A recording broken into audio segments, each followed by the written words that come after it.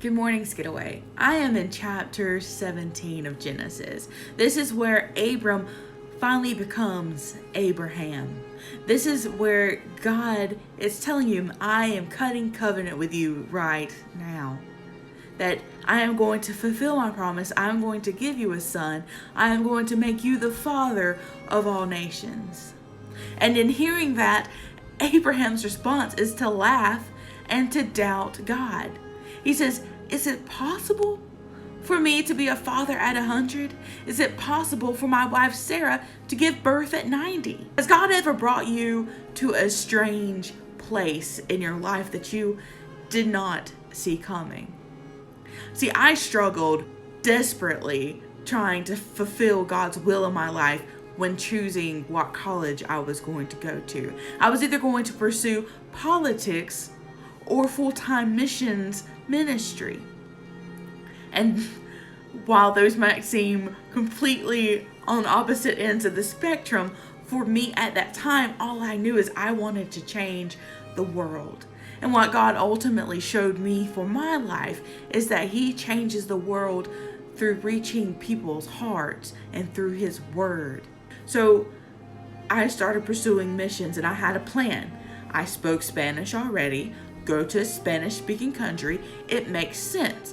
Go to college to get the degree so you have a better understanding of God's word. I had it all worked out in my head. And when I went and I have chosen my degree and I've started working, you had to have 4 years of a single language. I already knew Spanish, which would give me more time to work on my other classes, right? Perfect plan.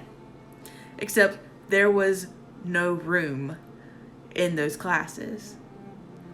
The only option I had for a full 4 years of study in a single language, is what you had to have to graduate, was Chinese. Chinese had never entered my mind, but I signed up for the classes. And I can truly testify that while China was never the ultimate goal of where I wanted God to send me, it's where He sent me. And I think He knew that. I believe that with my whole heart. I believe that God's hand was in putting me into that Chinese class. And all of the different things that happened in my life helped build me to be ready to go to China. I am so grateful for that. And looking back, I can laugh at my disbelief. I can look back and see God's proof in my life. How quickly do we forget what God can do for us? We forget God's power and His glory.